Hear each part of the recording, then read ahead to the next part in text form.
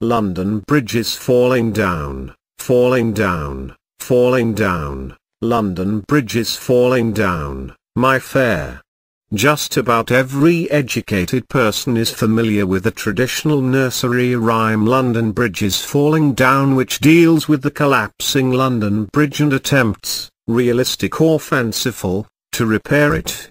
Several theories have been advanced to explain the meaning of the rhyme and identity of the fair lady of the refrain. However, the meaning of the rhyme and identity of the fair lady are no longer mysteries for the average Nigerian traveller on whose face the London Bridge seems to have collapsed. Rated the 6th largest oil-producing nation in the world, Nigeria is also termed the Giant of Africa, and its dense population makes it the most populous black nation in the world. But it does appear that all the appellations are nothing but self-adulation, as they hold no sway whenever America and Britain decide to impose varying degrees of sanctions on the nation. In this special report, Vanguard's Levinus Nwabugioga samples opinions regarding the recent imposition of £3,000 sterling travel bonds on Nigerians by the government of the United Kingdom. Again, Britain has sneezed and sent shivers down the spines of Nigerians. Like in some theatrical stunts, both countries have continued to demonstrate that once upon a time, they lived as mother and daughter. And so, from time to time, Britain stirs up a controversy suggestive of the fact that she discovered, colonized and reluctantly later gave independence to Nigeria. Just on Monday this week, news made the rounds that the government of the United Kingdom, UK, had plans to impose £3,000 as travel bonds on the citizens of 6 countries, among them Nigeria, Ghana, Bangladesh, Sri Lanka, Pakistan and India. While Nigeria and Ghana are West African countries, the rest are Asian, all bearing the tag high-risk countries. Interestingly, the other countries were also colonized by Britain and so, with that, are tucked into the conglomerate of the Commonwealth nations. But that is an intimacy that seems to be lost on the home policy of the British government each time the need arises.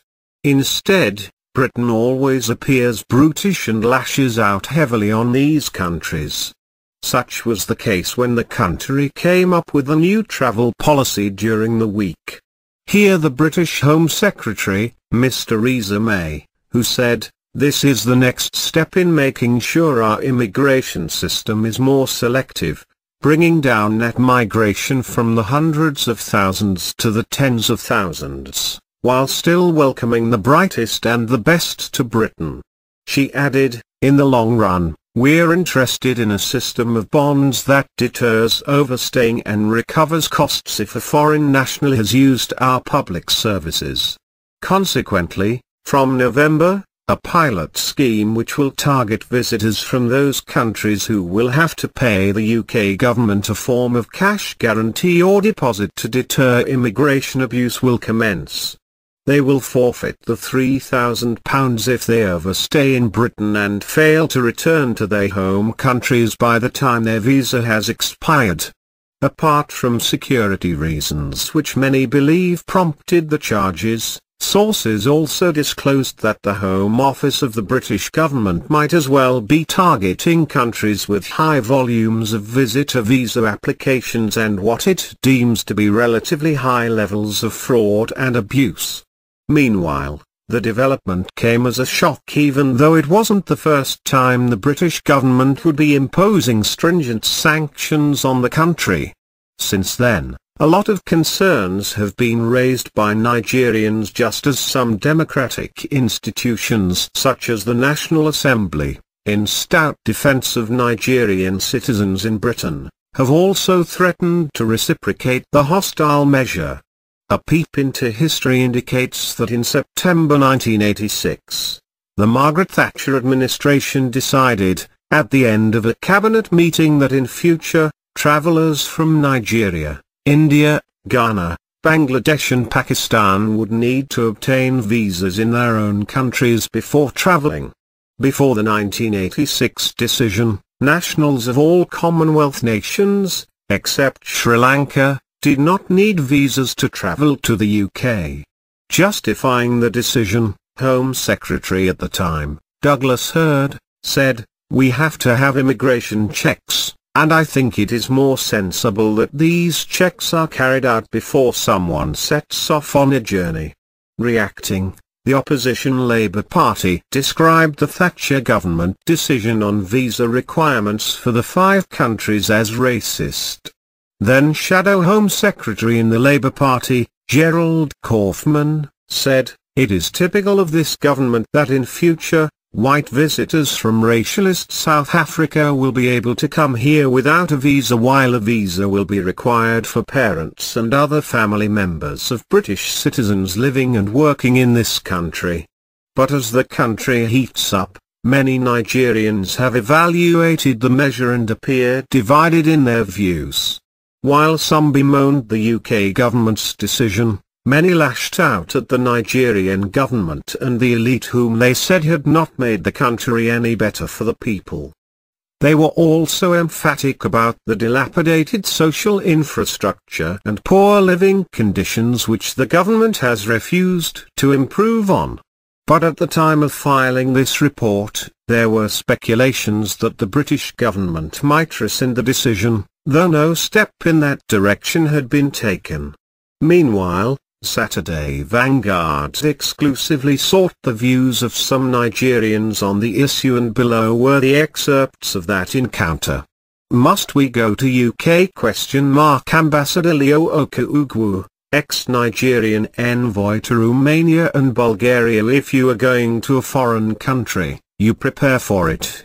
If you are overstaying, then please, ask the host country. Let them know that you are overstaying and this is the reason why you are overstaying.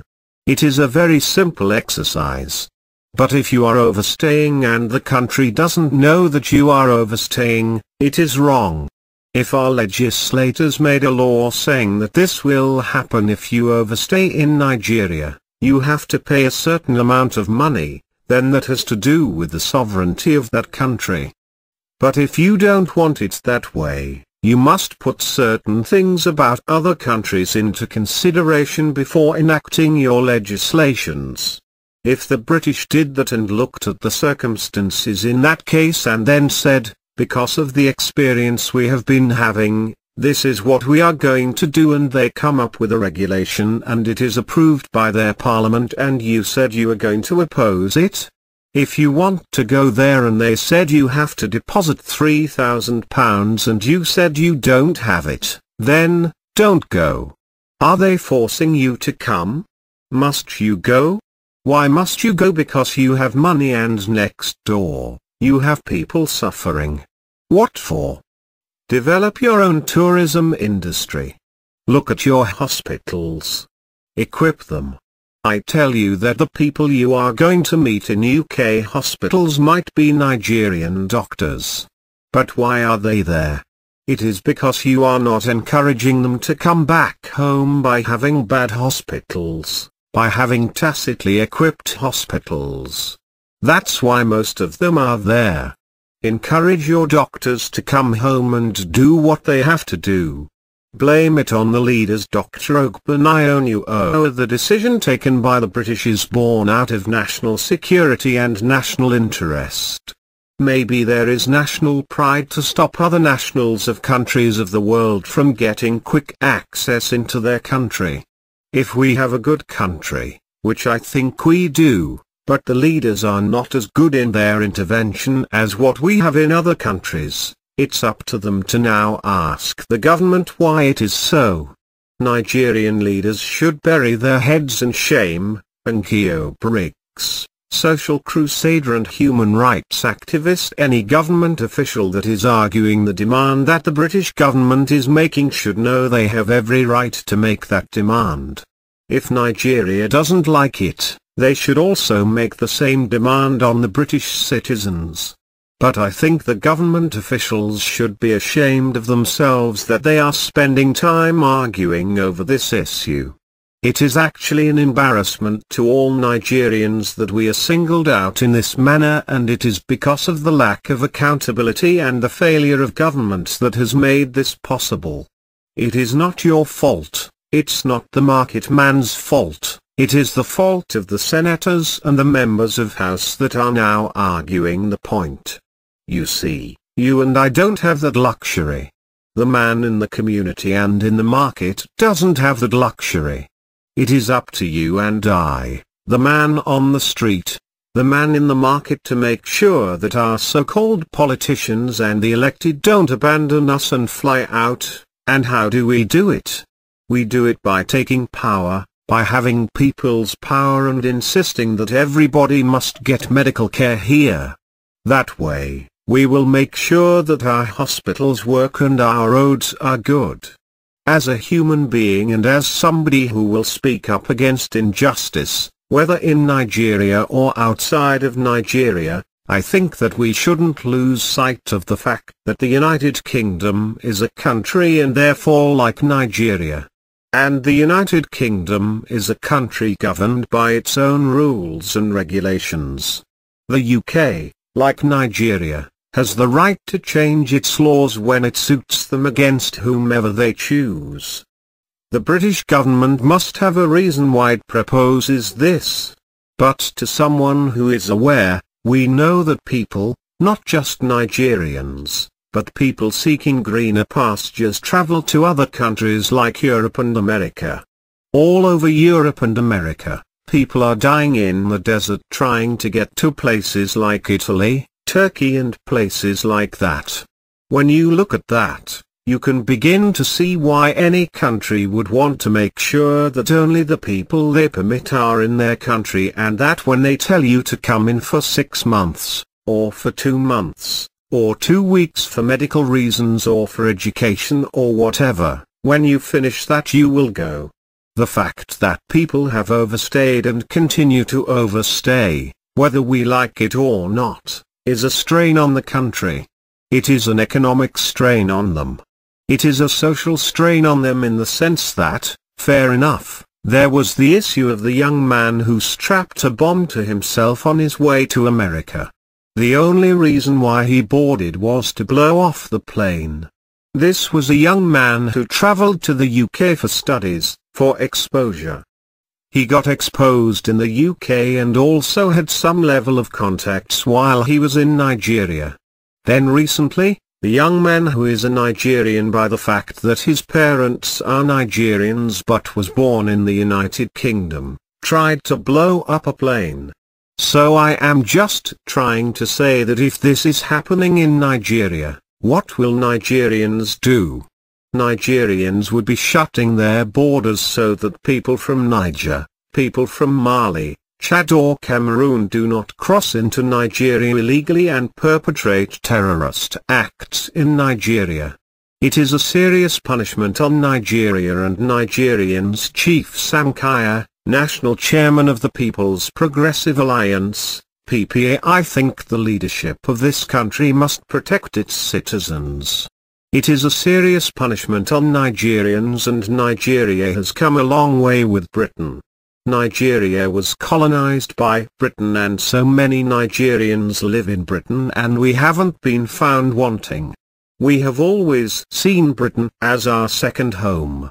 So it will be very sad to have that kind of imposition. If Britain wants to do that to other countries, I don't think it is right to do it to Nigeria. I don't think that should happen because it is a free world. If a Briton wants to live in Nigeria, he is free to do that. If a Nigerian wants to live in Britain, it is up to him. I don't think there should be any restriction. People should treat others fairly and equitably. FG must protect Nigerian citizens. Chief Victor Ume, National Chairman, All Progressive Grand Alliance. Upgill government must protect Nigerian citizens. That is very terrible. It is like asking Nigerians not to come to the UK anymore. So, I believe that our Ministry of Foreign Affairs with our government will be able to liaise with the British government and get that policy rescinded. You cannot restrict people from exercising their freedom of choice of places where they can get treatments if they can afford those treatments. But the important thing is that the pressure is on the government of Nigeria to make our medical facilities excellent so that people can go to hospitals here, get treated and then go home without wanting to go abroad. If our medical facilities are functional and good enough, there will be no need for anybody to travel out of the country. It shows the failure of Nigerian government, Dr. Aladmjilawell, public administration, Gombe State University. It is a wake-up call for the country that we should build our nation. We should understand the fact that there is no place in the world that can never be a home. What the UK government attempted to do is a demonstration of a serious country that is concerned about the influx of people into its territory, that is concerned about the well-being of its people and its infrastructure. So, it is not a reason why Nigeria should be crazy about the UK asking you to come with £3,000 and all of that. I mean, there is no big deal about it. It is not a must that you should travel out of the country. It is not a must that you go and stay in another man's land. Discover your own, make it attractive, and people will be looking forward to staying with us, working and living with us if we have a comfortable environment. What they have simply told us is that we cannot continue to rely on them, and then we should look inwards, develop our society, make our society comfortable for people to stay, work and live. So, there is no justification for the cry.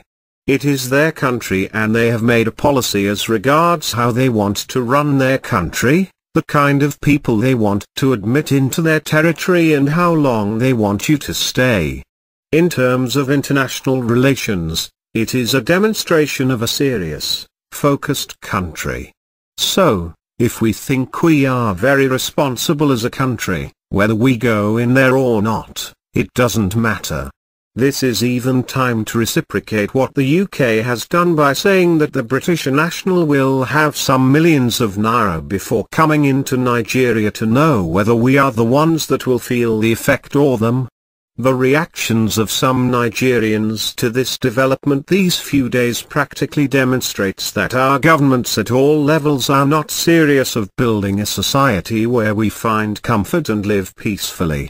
It is insult on Nigerian people, Comrade Yinka Odumakin, human rights activist. It is a gratuitous insult on the people of Nigeria by the dwindled British Empire.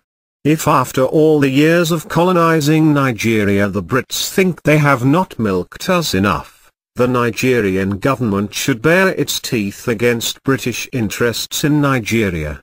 When Abacha stopped British Airways from flying to Nigeria, London had to beg. Bottom line, whether or not Britain reverses the decision, one thing the move has succeeded in doing is telling the Nigerian government and the elite, who junket to the UK and similar places on a whim, that the time to develop local infrastructure is long overdue. A country that got her independence 53 years ago, in the reckoning of many Nigerians, ought to have made itself the envy of the world. Once again, the President Goodluck Jonathan administration has been challenged to live up to its mandate.